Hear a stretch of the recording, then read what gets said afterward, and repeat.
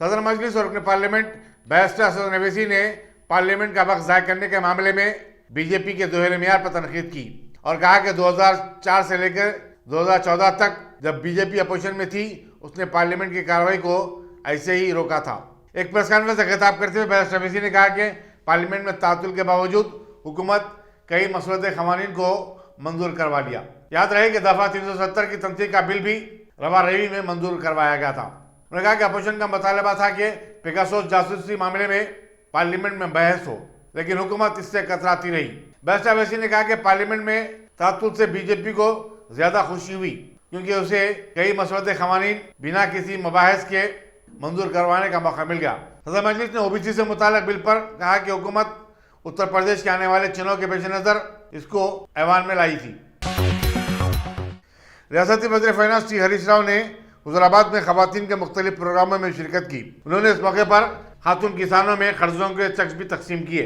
उन्होंने इस यकीन का इज़हार किया कि आने वाले ज़िमनी चुनाव में टीआरएस उम्मीदवार ही यहाँ से कामयाब होगा। उन्होंने बताया कि हुकूमत ने ज़िला करीमनगर की हमायती तरक्की के लिए कई मनसूबों को रुपये में लाया है और इसका सेहरा हुकूमत के सर जाता है, न कि किसी रुकन असम्बली को। इस तकरीब से वज़ीर सिविल सप्लाईज जी कमलाकर राव और दूसरों ने भी खिताब किया। नागार्जुन सागर के ज़िमनी चुनाव में मुंतखब टीआरएस के रुकन असम्बली नमूला भगत ने स्पीकर असम्बली पोचाराम श्रीनिवास रेड्डी के चैम्बर में अपने ओहदे का हलफ लिया। वज़ीर उमूर मखनना वी प्रशांत रेड्डी, वज़ीर दाखिला महमूद अली, वज़ीर animal husbandry T Srinivas Yadav, वज़ीर बरखी जगदीश रेड्डी और दूसरे भी इस मौके पर मौजूद थे। वाज़ेह है कि टीआरएस के एन नरसिम्हा के देहांत के बाद ज़िमनी चुनाव हुए थे, जिसमें उनके बेटे नमूला भगत ने साबिक़ वज़ीर दाखिला के जाना रेड्डी को शिकस्त दे दी थी।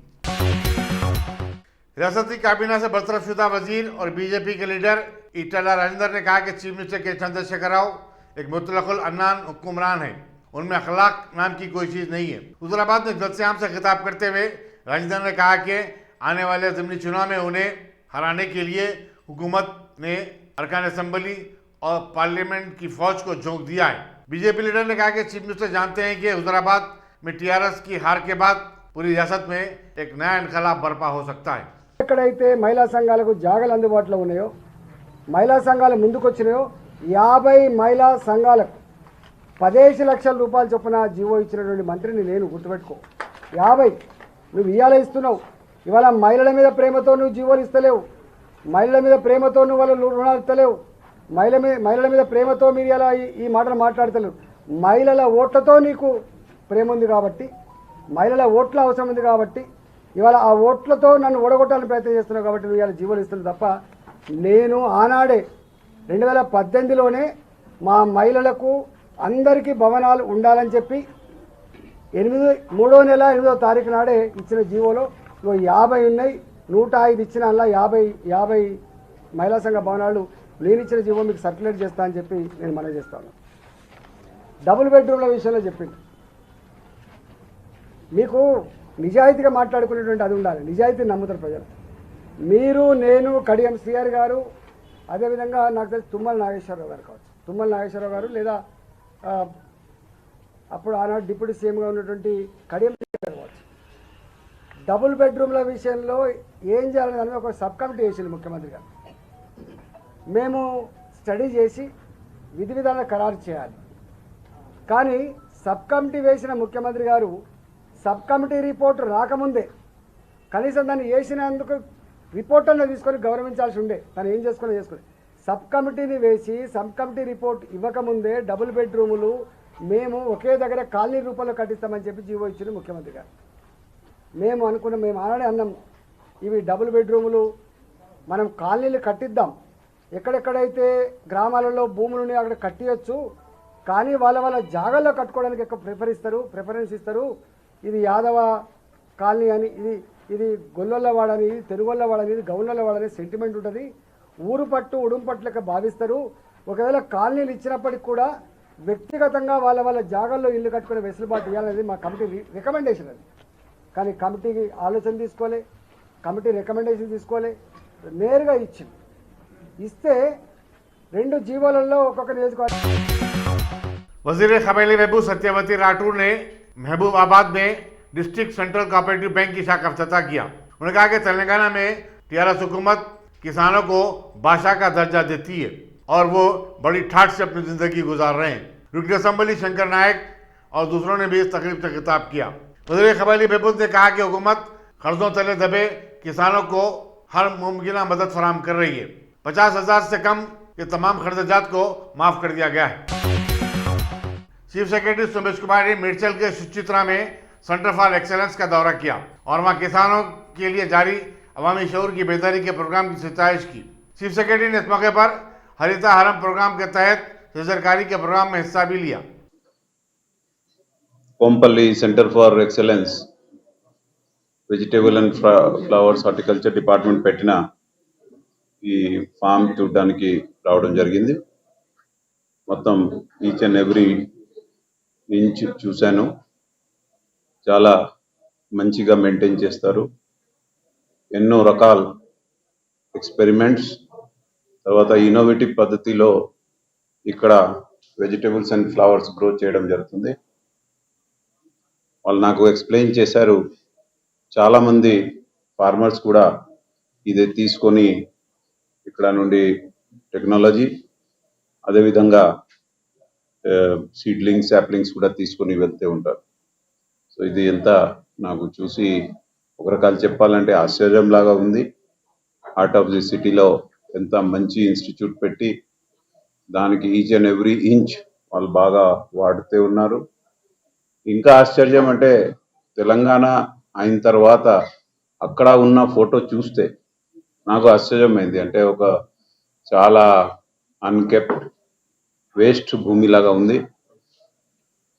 ఇంత ఒక అడవి లాగా ఉంటే ఈరోజు ఒక యూనివర్సిటీ ఫీలింగ్, ఒక పెద్ద యూనివర్సిటీలో కూడా ఇంత మంచి ఫెసిలిటీ ఉండదు. సో వెంకటరామరెడ్డికి, సరోజినికి, ఇక్కడ ఇతర అధికారులకు నా హార్దిక ధన్యవాదాలు. ఎంత మంచిగా వాళ్ళు మెయింటైన్ చేశారు. అండ్ మెయింటైన్ చేసే వరకు కాదు, ఇదే టెక్నాలజీ తెలంగాణలో ఫార్మర్స్కి కూడా వాళ్ళు లర్న్ చెప్తే ఉన్నారు. కాబట్టి ప్రత్యేకంగా ధన్యవాదాలు. So it is not just training but it is also a production centre, it is also a demonstration centre and I heartily congratulate all the people associated. Bholakpur Musheerabad में फिर एक बार आलूदा पानी का मामला मंजरेआम पर आने के बाद मुकामी लोगों में तशवीश की लहर पाई जाती है। साबिक कारपोरेटर वाजिद हुसैन ने मौके में वाटर वर्क्स पर सख्त बरहमी का इजहार किया और कहा कि ऐसा लगता है कि मौके में वाटर वर्क्स एक दहे कबल हुए सानहे से कोई सबक हासिल नहीं किया है। उनकी बार बार नुमाइंदगी के बावजूद मौके में वाटर वर्क्स की लापरवाही का सिलसिला जारी है और लोगों को गंदा पानी सरबराह किया जा रहा है। बद्री डिवीजन किशनबाग में कोविड-19 वैक्सीन का मरकज कायम किया गया, जहां कोविशील्ड फर्स्ट और सेकेंड डोज दिए जा रहे हैं। मजलिसी कारपोरेटर हुसैनी पाशा ने मरकज का मुआयना किया और वहां टीका लेने के लिए आए हुए लोगों में बिस्किट और पानी के बोतल तकसीम किए। मजलिस इत्तेहादुल मुस्लिमीन की तरफ से फिर एक बार कोविशील्ड का इस कैंप अमल में आया। 3 दिन से किशनबाग डिवीज़न में कंटिन्यू चल रहा है, सुबह 8 बजे से लेके 3 बजे तक, और कल भी रहेगा ये। मैं आवाम से ख्वाहिश करता हूँ कि यहाँ से आके फ़ायदा उठाइए। फर्स्ट डोज़ और सेकंड डोज़ वालों को भी यहाँ पे दिया जा रहा है। मैं बैरिस्टर असदुद्दीन अवैसी साहब का और मौज़म खान साहब का शुक्रिया अदा करता हूँ और मेरे साथी वर्कर्स का, ख़ास तौर पर सईद भाई का, हसन चिचा का, इरफान साहब का, आज़म साहब का, मनोहर साहब का, इन सब का शुक्रिया अदा करता हूँ क्योंकि यहाँ पर डेली रहकर आवाम की खिदमत कर रहे हैं। मजलिस इत्तेहादुल मुस्लिमीन हमेशा हर टाइम पर आवाम की खिदमत करने का फ़ायदा उठाती है और आवाम को फ़ायदा देती है, क्योंकि इसलिए मजलिस इत्तेहादुल मुस्लिमीन बल्कि हैदराबाद में हिंदुस्तान में राज कर रही है। ये बैरिस्टर असदुद्दीन अवैसी साहब की क़यादत है, जो अल्हम्दुलिल्लाह हर आवाम चाहने की वजह यही है, क्योंकि हर मुसीबत के टाइम मजलिस इत्तेहादुल मुस्लिमीन का हर वर्कर, हर कारपोरेटर आपके बीच में रहकर काम करता है। आज देखिए आप हिंदुस्तान के हर कोने कोने में कामयाबी मिल रही है। बैरिस्टर असदुद्दीन अवैसी साहब की क़यादत में, अकबरुद्दीन अवैसी साहब की क़यादत में मैं ख़ास तौर पर किशनबाग के वर्करों का शुक्रिया अदा करता हूं, क्योंकि यहाँ से सुबह से लेके जब तक ये कैंप चल रहा है वहाँ पर ठहर कर खिदमत कर रहे हैं। आज भी अल्हम्दुलिल्लाह भरपूर पब्लिक आई हुई है और कल भी रहेगा ये कैंप किशनबाग डिवीज़न में, पार्क में, गवर्नमेंट पार्क में। आप लोग आके फ़ायदा उठाइए। इससे फर्स्ट डोज़ और सेकेंड डोज़ भी दिया जा रहा है। बीजेपी के रुकन पार्लियामेंट धर्मापुरी अरविंद ने हुजूराबाद असेंबली चुनाव के लिए जी श्रीनिवास यादव को टीआरएस उम्मीदवार बनाए जाने पर तनकीद की और कहा कि एक हारे हुए घोड़े को ही मैदान में उतारा गया है। मीडिया से बातचीत करते हुए निजामाबाद के रुकन पार्लियामेंट ने कहा कि तेलंगाना तहरीक के दौरान टीआरएस कायदीन पर संगबारी करने वाले कौशिक रेड्डी को एमएलसी बनाया गया है। అలా విద్యార్థి విభాగం ప్రెసిడెంట్ గెలు శ్రీనివాస్ యాదవ్ అంట ఈటల రాజేంద్రతో ఎవరు కొట్లాడుతుంటారు ఎవరు పిల్లగాడి అని చూస్తే ఆయన బయట చూస్తే ఎంఏ చదువుకున్నాడు, ఎల్ఎల్బి చదువుకున్నాడు ఉస్మానియాలో, దాని తర్వాత ఇప్పుడు పొలిటికల్ సైన్స్ లో పిహెచ్డి చేస్తున్నాడు. ఇది కాకుండా చంద్రబాబు నాయుడు గారు ముఖ్యమంత్రి ఉన్నప్పుడు ఫీ రీయింబర్స్మెంట్ల కోసం కొట్లాడిండు, జైళ్లకు వేయండు, ఉద్యమంలో 2001 నుంచి చురుకుగా పాల్గొన్నాడు. ఈయనకి అలా కేసీఆర్ హుజూరాబాద్ అభ్యర్థిగా ప్రకటించాడు. అదే వైపు ఒక 10 రోజుల కింద మానకోటల వైఎస్ఆర్సీపీ నుండి ఇదే ఉద్యమకారులు అలా శ్రీనివాస్ యాదవ్ కూడా ఉన్నాడో పాడు వాళ్ళ మీద రాళ్లేసిన కౌశిక్ రెడ్డిని 6 సంవత్సరాల ఎమ్మెల్సీ ఫ్రీ హిట్ కూర్చోబెట్టిండు కుర్చీలో. संतोष नगर कॉलोनी में एक मकान की पहली मंजिल में आग लगने का वाकया पेश आया, जिसमें लाखों रुपए मालियती सामान जलकर खाकस्तर हो गया। ताहम इसमें कोई जानी नुकसान नहीं हुआ। शॉर्ट सर्किट हादसे की वजह बताई जाती है। पुलिस संतोष नगर मसरूफ तहकीकात है। अस्सलाम वालेकुम। आज संतोष नगर में करीब 8 सवा 8 के बीच में टोटल लाइट गई थी कुछ शॉर्ट सर्किट की तरफ से। उसके बाद फिर लाइट आई। लाइट आने के बाद ये जो पीछे आप मेरे देख रहे हैं मेरे दोस्त का घर है मोहम्मद कलीम अहमद का, जो कि यहाँ पर रहते हैं। उन्होंने भी मेरे ऑफिस पे आके गए थे। तो मैं कुछ काम से निकला था बाहर, तो लोगों को देखा यहाँ के सामने के घर वाले थोड़ी बहुत आग लगने में गेट तोड़ के अंदर जाने की कोशिश करे, मगर थोड़ी देर में आग इतनी बढ़ गई कि पूरा घर जलकर तहस नहस हो गया। बेचारों का बहुत माली नुकसान हुआ जिसका अंदाज़ा भी नहीं लगा सकते। अब वो फायर ब्रिगेड वालों को कॉल करने पे आए, वो लोग भी देर से आने की वजह ये बता रहे थे कि हेवी ट्रैफिक जाम था, जो कि सैदाबाद पे जो पिलर्स का काम चल रहा है। घर में कोई थे या नहीं थे? नहीं, घर में कोई नहीं थे। अल्लाह का एहसान है कि घर में कोई नहीं था, लॉक था घर को। इस वजह से यहाँ की बस्ती के लोग कोशिश करे मगर नहीं काबू हुई आग। थोड़ी देर में आग बहुत बेकाबू हो गई। मतलब माली नुकसान कितना हुआ? माली नुकसान तो कम से कम साहब 6-7 लाख का तो हुआ। उसमें घर में 2-3 LCD थे, साउंड सिस्टम था, 2-3 फ्रिजेस थे और लैपटॉप थे 2, और फ्रिज के ऊपर मेरे दोस्त का खुद वैलेट रखा हुआ था, वो जल के राख हो गया। पता नहीं कितना कैश था, वो बता सकता है BPS को क्या कंप्लेन करने के लिए। और पूरा चूल्हा पूरा डैमेज हो गया, रूम के कपड़े डैमेज हो गए, सोफा सेट टोटल डैमेज हो गया। इतनी आग इतनी डेंजरस थी कि दीवार के खिपले और छत के खिपले फ्लोरिंग तक फूट गई इसकी। इतनी बहर आग की, दरवाजे पूरे जल के राख हो गए। अभी टोटल लॉस है साहब इसका, तो कुछ भी नहीं बोल सकते, ये बोल सकते साहब। सहबराबाद की एसओटी ने शिवरामपल्ली में गोदाम पर छापा मारकर 15 कुंटल चावल जब्त किया, जो कि राशन कार्ड गरीबों को दिया जाने वाला था। सिविल सप्लाईज हुक्काम की शिकायत पर पुलिस ने मुकदमा दर्ज किया और आगे की तहकीकात में मसरूफ है। कल गॉन क्रेडिबल इन्फॉर्मेशन हमारा एसए सेवे नायक एंड आवर स्टाफ शिवरामपल्ली जाके शिवरामपल्ली में शेख फिरोज एंड फरीद बोल के दोनों भी PDS राइस इलीगल के पब्लिक से कलेक्ट करके बेच रहा बोल के इन्फॉर्मेशन आ गया। तो हमारा एसए सेवे नायक जाके इधर रेड करके PDS राइस आइडेंटिफाई होने के बाद पंचनामा करके 1.5 टन PDS राइस सीज करे। सीज करने पर पंचनामा लिखा के आके इधर केस करे दोनों के ऊपर। अब वो इन्वेस्टिगेशन चल रहा है। मेदक पुलिस ने मंगल को वलगती मंडल में एक जली हुई कार से बरामद नाश का मामला हल कर लिया है। सुपरिटेंडेंट पुलिस चंदना दीप्ति ने मीडिया को बताया कि 35 साल D श्रीनिवास रियल एस्टेट समेत कई कारोबार से वाबस्ता था और उसे मेदक के रोटी शीटर 29 साल शिवा ने अपने 2 कज़न निखिल और पवन के साथ मिलकर कत्ल कर दिया था। बादशाह उन्होंने नाश को डिक्की में रखकर कार को भी आग लगा दी थी। कत्ल की असल वजह का पता चलाया जा रहा है, मगर शुबा किया जा रहा है कि किसी मामले में झगड़े पर ही శ్రీనివాస్ का कत्ल किया गया हो। తూప్రాన్ ఆ రూట్ తీసుకుని తర్వాత ఎల్లుర్తికి వెళ్లారు। ఎల్లుర్తి ఏరియాకి వెళ్ళడం జరిగింది। అక్కడ ఎక్కడైతే మనకి ఈ డెడ్ బాడీ దొరికిందో ఆ స్పాట్ కి దగ్గరలోనే హత్య చేశారు। కత్తి తీసుకుని అతన్ని రిపీటెడ్లీ స్టాప్ చేసి అరౌండ్ హిస్ థ్రోట్ ఏరియా చంపేయడం జరిగింది। తర్వాత బాడీని ఏం చేయాలో వాళ్ళు ఆలోచించుకుంటూ అటు ఇటు తిరిగిన తర్వాత around dusk, when it is really dark, they thought they'll set the vehicle and also the deceased on fire so that evidence can be destroyed. Ade plan vallu execute chesaru, and we have all leading evidences and recovery of essential items that was done. అయితే ప్రస్తుతం మనకి ఈ ప్రధాన నిందితుడైనటువంటి శివ మాత్రమే arrest Avvaru. ఇంకా A2 and A3 we are going to arrest them. They are absconding right now, but we will get them. ఈ A1, A2, A3 కాకుండా ఇంకెవరు ఉన్నారు అనేది we are still probing. This is the preliminary information about the investigation. ఇంకేమైనా questions ఉంటే you can ask. We'll try to answer to the extent possible. Madam వీళ్ళు ఎందుకు హత్య చేశారని ఏం చెప్తా ఉన్నారు?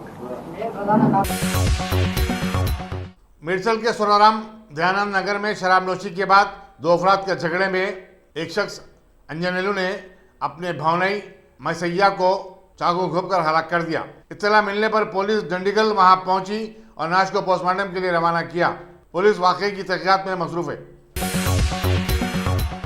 जिले यदादरी भोंगीर के चोटुप्पल में वाक़े एग्रो केमिकल फैक्ट्री में भयानक आग भड़क उठी। हादसे में कोई जख्मी नहीं हुआ। चोटुप्पल और रमनापेट से 2 फायर इंजन तलब किए गए, जिन्होंने काफी जद्दोजहद के बाद आग पर काबू पाया। पुलिस ने एक मुकदमा दर्ज किया और आगे की तहकीकात जारी है।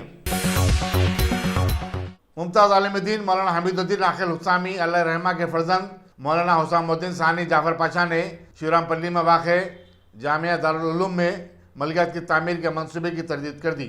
उन्होंने कहा कि दारुल उलूम के अखराजात की तकमील के लिए अतियात और दूसरे ज़राए से फंड जमा किए जाएंगे। जफर पाशा ने बताया कि दारुल उलूम के नाजिम मौलाना रहीमुद्दीन अंसारी की अलालत की वजह से उन्होंने अब तमाम उम्र की जिम्मेदारी संभाल ली है और वो रोज़ाना सुबह 11 बजे तक 1 बजे दोपहर दारुल उलूम में मौजूद रहते हैं।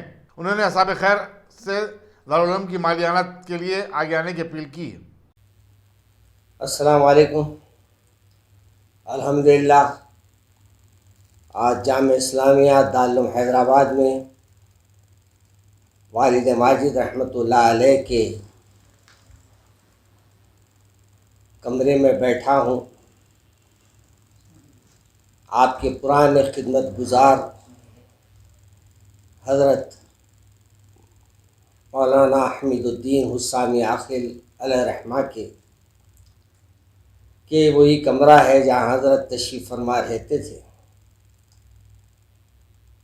और आज वो हमारे दरमियान में नहीं है, लेकिन माशाअल्लाह जामिया इस्लामिया दारुल उलूम हैदराबाद अपने वही अंदाज से काम कर रहा है और अल्लाह के फल से आपको खुद सुनकर खुशी होगी कि अब दारुल उलूम हैदराबाद में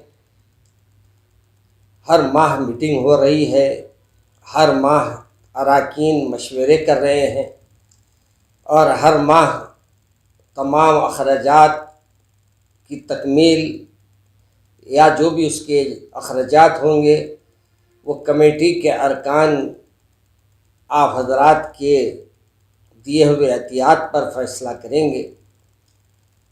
और ये नहीं बल्कि हम पहले ये सोचे थे कि जो ज़मीन हमारे मदरसे की खुली आराज़ी है उस पर हम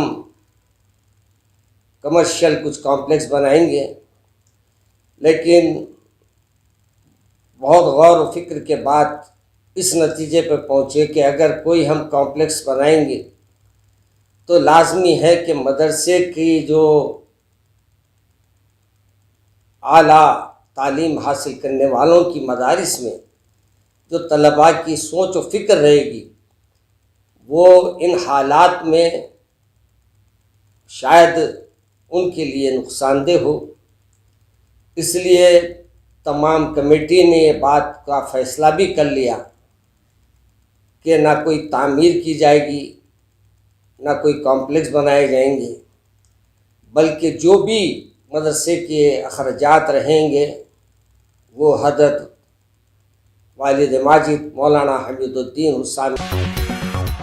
मीरपेट पुलिस और एलबी नगर की एसओटी ने घरों में सरखे की वारदातों में मुलविस एक 3 रुकनी बैन जलई टोली को गिरफ्तार करके उसके कब्जे से 25 तोले तलाई जेवरात, एक पल्सर बाइक, 2 मोबाइल फ़ोन जिसकी मालियत 17 लाख रुपए बताई जाती है बरामद किया। टोली के पास से 9,63,000 रुपए की नकद रकम भी बरामद की गई। असिस्टेंट कमिश्नर पुलिस एलबी नगर केपी रेड्डी ने मीडिया को बताया कि गिरफ्तार शुदगान 29 साल शेख वसीम, 22 साल शेख अमीर अली, अजहर ततीब, निज़ामाबाद और आदिलाबाद के मुतवत्तिन हैं, जबकि तीसरा 21 साल शख्स शेख फराज कंचनबाग का रहने वाला है।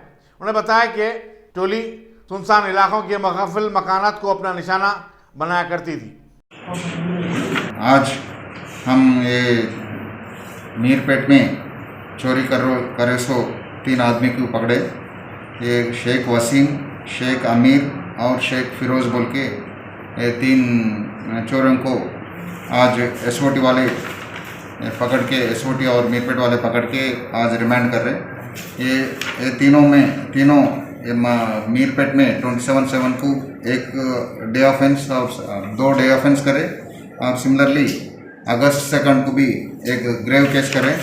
इसमें एक केस में 14 तोला गोल्ड और 18 लाख कैश गया। इसमें उस्मानिया यूनिवर्सिटी में एक संस्कृत प्रोफेसर है, उसका घर में ये ताला है तो ताला फोड़ के ये ऑफेंस करे, डे टाइम में ऑफेंस करे। ये इसका एमओ क्या है बोले तो ये रिमोट एरिया में, आइसोलेटेड एरिया में घर कौन सा है वे फाइंड आउट करते। ये चोरी का गाड़ी में दूसरा नंबर डाल के, फेक नंबर डाल के ये आइसोलेटेड घर को ब्रेक करके ऑफेंस करते।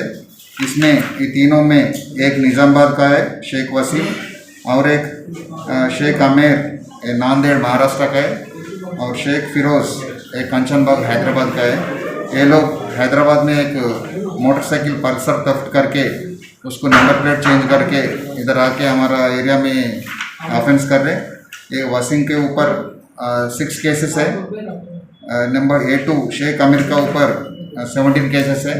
अभी A3 फिरोज़ नया है, ये कंचनबाग में ऑटो चला रहे, तीनों भी रिश्तेदार है। इसमें पूरा गोल्ड 14.3 तोला गोल्ड और 18 लाख में 9,63,000 कैश रिकवर करे। बाकी कैश भी इसको फिर पुलिस प्रोटेक्शन लेने के बाद और कैश भी रिकवरी होता। इसका ये अच्छा काम का लिए ये राचकोंडा कमिश्नर श्री भगवत साहब ने सब लोगों को कैश रिवॉर्ड दिया और ये ऑफिसर सब लोगों को एनकरेज करे। ये डिटेक्शन सीसी कैमरा से हुआ। हम सीसी कैमरा और हमारे इन्फॉर्मेंट से ये चोरी को इसको हम डिटेक्ट करें। यौम आशूरा के मौके पर निकाले जाने वाले तारीखी बीबी कलम के जुलूस के लिए कोल्हापुर महाराष्ट्र से हाथी को लाया जा रहा है। मजलिस के रुकन खानसाज कौंसल रज़ुल हसन आफंदी ने इस सिलसिले में वक्फ बोर्ड से नुमाइंदगी की थी। 38 साल माधुरी को कल हैदराबाद पहुंचने के बाद खिलवत के आशुर खाने में रखा जाएगा। वाज़ेह है कि निज़ाम ट्रस्ट ने बीबी कलम के जुलूस के लिए एक हाथी रजनी को खरीदा था, जो 2 साल कबल नेहरू जूलॉजिकल पार्क में जहाँ से रखा गया था फौत हो गया। माधुरी के तमाम अखराजात रियासती वक्फ बोर्ड बर्दाश्त करेगी। अदालत ने चूंकि रूलिंग दी थी कि मजहबी जुलूसों में इस्तेमाल किए जाने वाले हाथी को नेहरू जूलॉजिकल पार्क में नहीं रखा जा सकता, अब खिलवत में उसका खास इंतजाम किया गया है। वाज़ेह है कि गुज़श्ता साल कोरोना वायरस की लहर और लॉकडाउन के चलते यौम आशूरा के मौके पर अलावे बीबी दबीरपुरे से निकाले जाने वाले बीबी कलम के जुलूस के लिए हाथी को इस्तेमाल नहीं किया गया था, बल्कि एक सजी सजाई DCM वैन में बी का आलम रखा गया था। श्रीहरिकोटा में पहले इमेजिंग सैटेलाइट उसके दागे जाने के 7 मिनट के अंदर ही नाकाम हो गया। इसरो के जराये ने बताया कि रॉकेट के इंजन में कुछ खराबी पैदा हो गई थी। सदनशीन इसरो के C1 के मुताबिक सैटेलाइट की नाकामी की वजूहात का पता चलाया जा रहा है। हिंदुस्तान में गुज़श्ता 24 घंटे के दौरान कोरोना वायरस के 41,195 नए केसेस सामने आए हैं। मरकजी वज़ारत सेहत ने बताया कि इस तरह मुल्क भर में इस मर्ज के मुतासरीन की जुमला तादाद अब 3,20,77,000 हो चुकी है। हुकूमत ने बताया कि इसी मुद्दत में 400 नई अमवात हुई हैं। दूसरी तरफ कल चारशंबे को सारे मुल्क में 21,24,953 अफराद के कोविड-19 टेस्ट किए गए।